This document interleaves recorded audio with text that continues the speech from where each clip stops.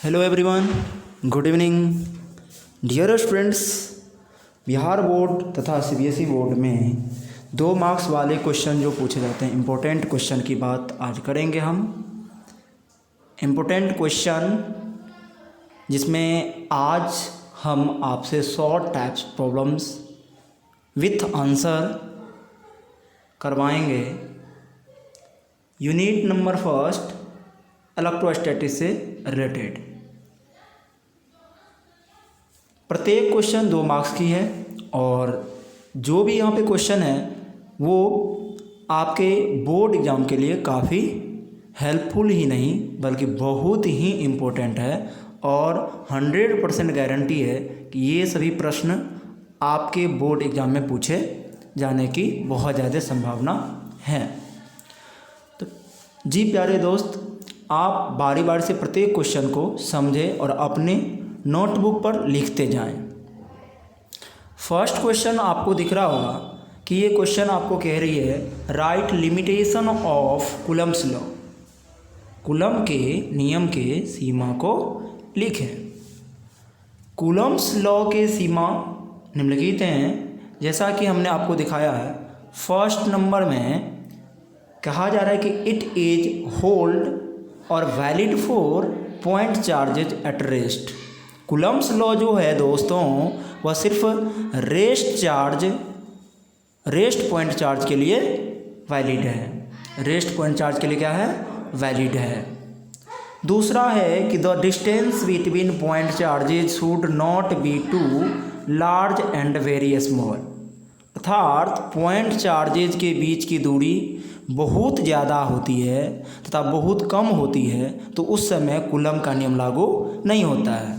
सामान्यतः आप कह सकते हो कि 2 पॉइंट चार्ज के बीच अगर डिस्टेंस सेपरेशन ज़्यादा है, बहुत ज़्यादा है और सेपरेशन बहुत कम है, बहुत कम अप्रॉक्सीमेटली 10⁻15 मीटर से कम है तो कूलम्स लॉ लागू नहीं होगा। तो ये सब था हमारे कूलम्स लॉ की लिमिटेशन अर्थात सीमा। अब हम बात करेंगे आपसे सेकेंड क्वेश्चन आपका है कि write two basic properties of electric charge. विद्युत आवेश के 2 मौलिक गुणों को लिखें। ये क्वेश्चन 2012 बिहार बोर्ड में पूछी गई थी। इनके 2 मौलिक गुण, चार्ज के 2 मौलिक गुण निम्नलिखित है। फर्स्ट है क्वांटिजेशन ऑफ इलेक्ट्रिक चार्ज। आवेश क्वांटमीकृत होती है। अर्थात अगर आपसे एक क्वेश्चन यहाँ से ये भी पूछ ली जाए कि आवेश के क्वांटमीकरण से आप क्या समझते हो, तो इसे आप एक्सप्लेन भी कर सकते हो कि any charge that can be transferred to a body in integral multiple of fundamental और एलिमेंट्री चार्ज। फंडामेंटल और एलिमेंट्री चार्ज एक ही होता है। That is Q equal to plus minus n e, where n is a 1, 2, 3 so on and E is a elementary or fundamental charge value 1.6 into 10⁻19 coulomb. अब आप पूछेंगे fundamental charge होता क्या है? तो वे चार्ज जो सबसे छोटा होता है, जिसकी वैल्यू 1.6 इंटू 10⁻19 कूलम होता है, उसे एलिमेंट्री या फंडामेंटल चार्ज के नाम से जाना जाता है।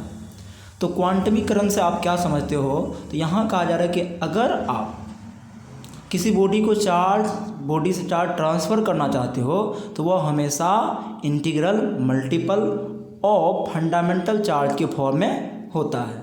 अर्थात जब कहीं से चार्ज ट्रांसफ़र होती है तो वो ट्रांसफ़र हमेशा इंटीग्रल फॉर्म में होगा, या तो ±1 होगा या ±2 ±3 इस फॉर्म में ट्रांसफ़र होगा।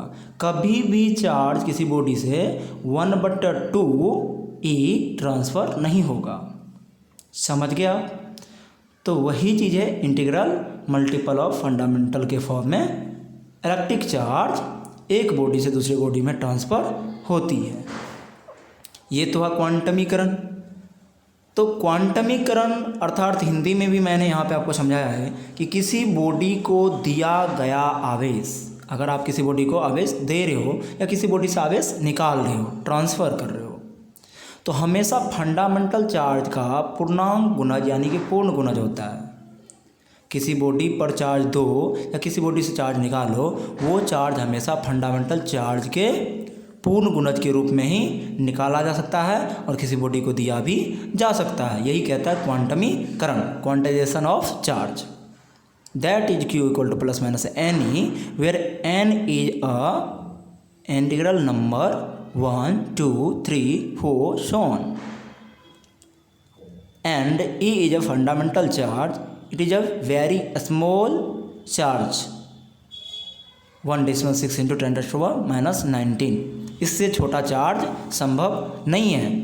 इस यूनिवर्स में सबसे छोटे चार्ज को अपना एलिमेंट्री या फंडामेंटल चार्ज के नाम से जानते हैं। और जब किसी भी बॉडी से आपको इलेक्ट्रॉन कोई चार्ज ट्रांसफ़र करना हो तो वो इंटीग्रल फंडामेंटल चार्ज के इंटीग्रल फॉर्म में ही क्या होगा, ट्रांसफ़र हो सकता है।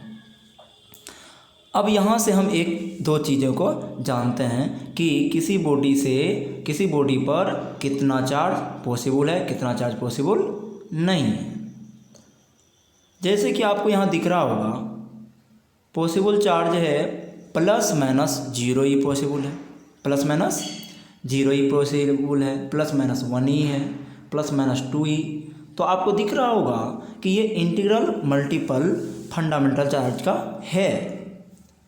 ये 4 जो है ये तो आपको पूर्ण संख्या है और ये फंडामेंटल चार्ज का क्या है, पूर्ण गुणज है। तो ये सभी चार्ज क्या है, ये सब चार्ज का अस्तित्व संभव है। ठीक है स्टूडेंट्स। बट अगर कोई बोले प्लस माइनस 3/2E, क्या ये चार्ज संभव है? इसका अस्तित्व संभव ही नहीं है। ये सभी चार्ज इम्पॉसिबल है, ये सब हो नहीं सकता। तो यहाँ से ऑब्जेक्टिव भी पूछे जाते हैं कि निम्न में से कौन सा चार्ज का अस्तित्व संभव नहीं है। तो जो आपको इंटीग्रल मल्टीपल में ना हो वो चार्ज इम्पॉसिबल है। जैसे plus minus 3/2E, 1.5 plus minus 1.5E, ये सब इंटीग्रल मल्टीपल फॉर्म में नहीं है, अतः ये सब चार्ज का अस्तित्व संभव नहीं है। ठीक है स्टूडेंट्स, आई होप कि ये सभी प्रॉब्लम्स को आप समझ गए होंगे। अब सेकेंड प्रॉपर्टीज है चार्ज का, charge is conserved physical quantity, अर्थात charge is neither create nor destroy, it can only be transferred from system to another. ठीक है स्टूडेंट्स, आवेश एक संरक्षित भौतिक राशि है। आवेश एक क्या है, संरक्षित भौतिक राशि है। अब अगर एग्जाम में इसी प्रश्न को तुम्हें पूछ दी जाए कि charge is conserved physical quantity हुआ है, आवेश एक संरक्षित राशि है,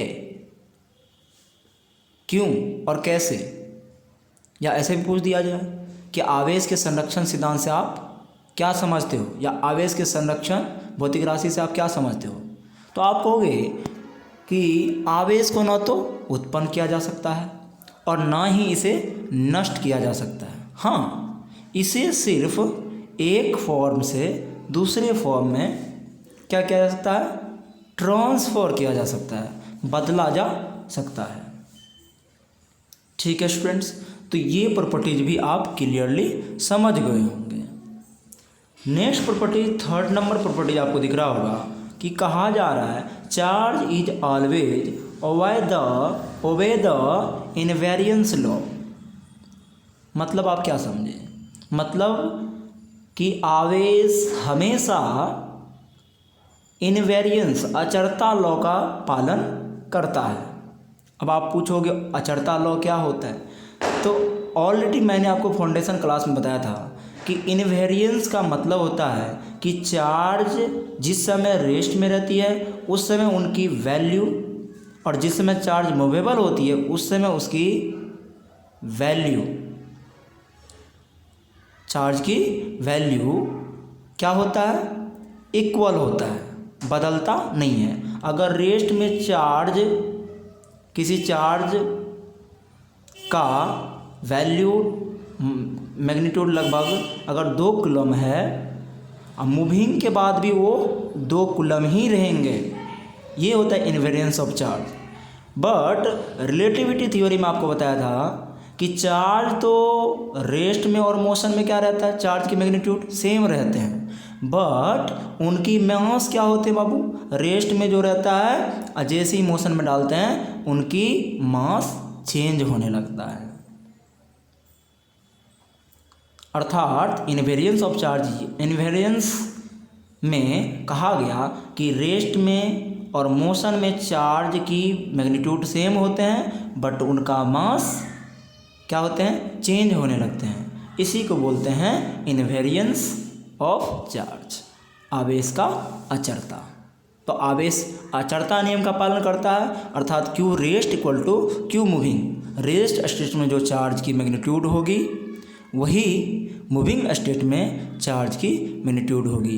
अर्थात चार्ज रेस्ट में रहे या मूविंग कर रहा हो, उनके मैग्नीट्यूड में किसी भी प्रकार की चेंजिंग नहीं होगी, बट उनके मास में चेंजिंग होगी। ये रिलेटिविटी थ्योरी में हमने आपको ऑलरेडी पढ़ाया था। अब हम बात करेंगे क्वेश्चन नंबर 3 की। क्वेश्चन नंबर 3 में कहा जा रहा है सुपरपोजिशन प्रिंसिपल। सुपरपोजिशन प्रिंसिपल में क्या कहा जा रहा है कि state and explain the principle of superposition. अध्यारोपण के सिद्धांत को लिखें। तो अध्यारोपण के सिद्धांत क्या होते हैं? It states that when a number of charge, it states that when number of charges are interacting, then a total force on a given charge is equal to the vector sum of all the forces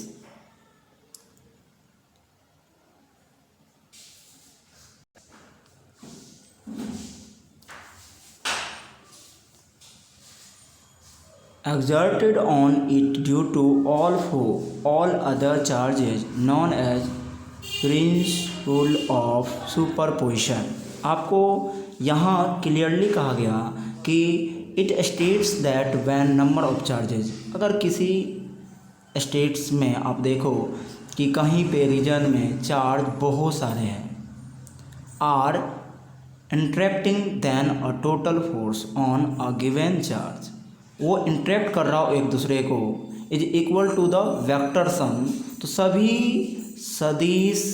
सभी charge के द्वारा जो भी force लग रहा है किसी एक चार्ज पर, उन सभी चार्ज के द्वारा लगने वाले फोर्स के वेक्टर सम कर लो। All the forces exert on it due to all other charges known as principle of superposition. किसी एक चार्ज पर लगने वाले डिफरेंट जितने सारे रिमेनिंग चार्ज है उनके द्वारा जो फोर्स लग रहा है उनका वेक्टर सम एक चार्ज पर लगने वाले नेट फोर्स के इक्वल होता है। ये है अपना प्रिंसिपल ऑफ सुपरपोजिशन। तो प्रिंसिपल ऑफ सुपरपोजिशन क्लियर हो गया होगा। चलिए इनको हिंदी में फ्रेंड्स जानते हैं कि क्या होता है, बट इनका सेकेंड एक डिफिनेशन और है। क्या कहा जा रहा है कि in a system of N charges the net force on any one charge. कहा जा रहा है अगर इस सिस्टम में एन चार्ज है और आपको किसी एक चार्ज पर नेट फोर्स निकालना हो, तो उस चार्ज पर लगने वाले जितने सारे रिमेनिंग फोर्स चार्जेज हैं उनके द्वारा जो फोर्स लग रहा है उसका वेक्टर सम कर दो, हो जाएगा एफ नेट इक्वल टू जितने सारे फोर्स एक चार्ज पर फोर्स लगा रहे हैं उसके वेक्टर सम के इक्वल कर दो। ये हुआ हमारा अध्यारोपण का सिद्धांत, प्रिंसिपल ऑफ सुपरपोजिशन। चलिए फ्रेंड्स हिंदी में जानते हैं कि क्या कहा जा रहा है।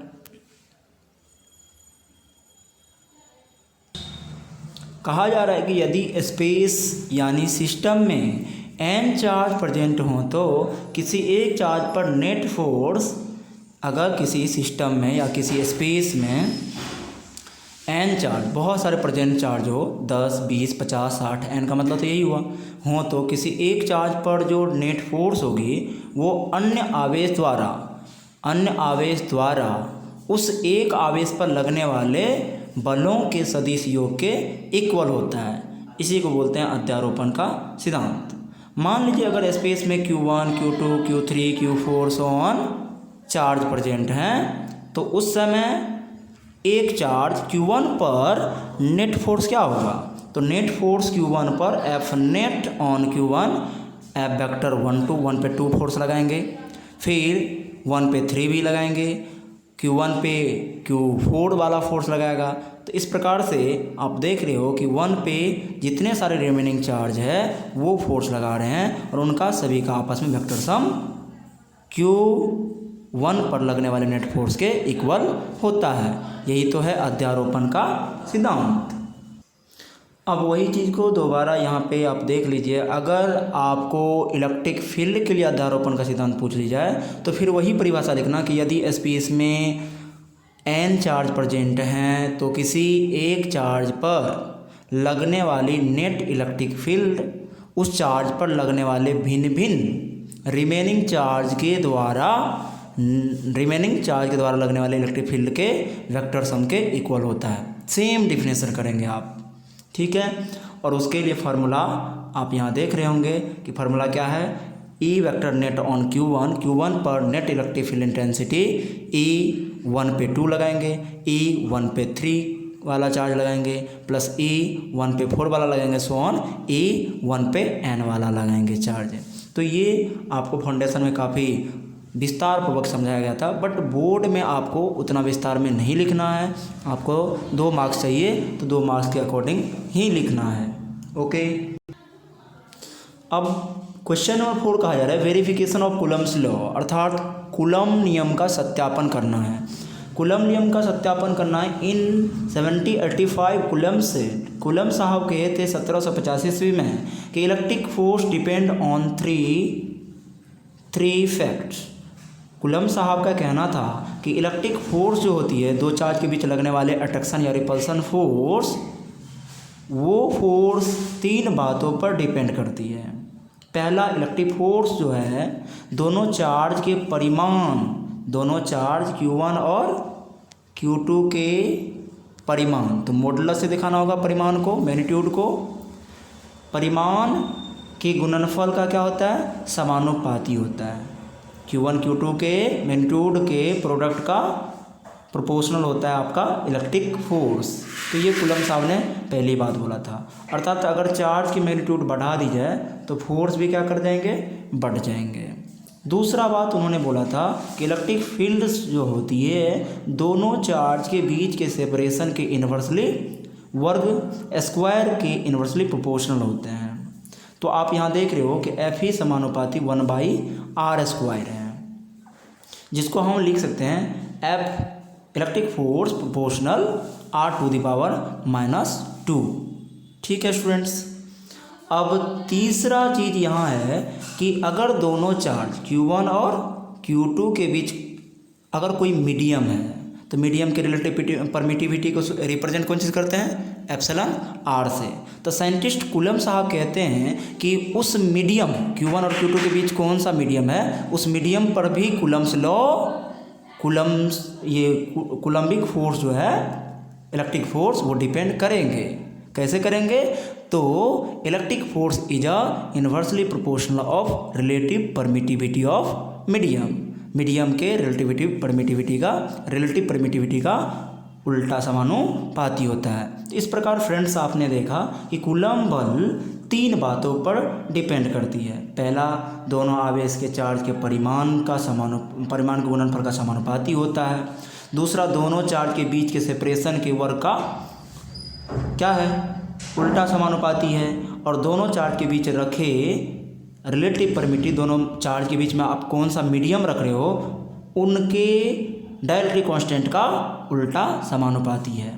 इस प्रकार अगर आप ये तीनों फैक्ट को आपस में मिलाओगे तो आपको एक व्यंजक मिलेंगे F समानुपाती Q1 Q2 by r square into epsilon r. अब जब समानुपाती को आप हटाओगे तो आपके कांस्टेंट टर्म प्राप्त हो जाएंगे K, और इस K को आप कहोगे, K को कहा जाएगा where K is a constant is called electrostatics constant. इसको इलेक्ट्रोस्टैटिक्स कांस्टेंट कहते हैं, और इस कांस्टेंट की वैल्यू इन फ्री स्पेस में 1/4 एप्सिलॉन नॉट होता है। और आई होप कि आपको ये भी पता होगा कि 1/4 एप्सिलॉन नॉट का वैल्यू होता है 9 × 10⁻⁹ newton metre square upon coulomb square. तो अब इनको अगर हम क्लियरली लिखे के का वैल्यू पुट कर दें यहाँ पे, तो हमारा फाइनल कूलम्स फोर्स का वैल्यू आ जाएंगे F मीडियम में, क्योंकि हम मीडियम के लिए लिख रहे हैं दोस्तों, F मीडियम में 1/4 epsilon naught into epsilon r into Q1 Q2 by r square. तो यही व्यंजक आपको वेरीफाई करना था। अगर आप इसी को किसी निर्वात में लिखना चाहते हो तो 1/4 सिर्फ एप्सिलॉन नॉट लिखेंगे, मीडियम तो आपने रखा ही नहीं, तो एप्सिलॉन आर को हटा दोगे, Q1 Q2 by r square. तो ये आपका एक्सप्रेशन है किसका, कूलम्स फोर्स का। ठीक है स्टूडेंट्स, तो ये कूलम लॉ का वेरिफिकेशन था। Okay dear friends, next day इनसे आगे की प्रॉब्लम्स हम 2 मार्क्स वाला लाएंगे। तब तक के लिए जय हिंद जय भारत। ओके।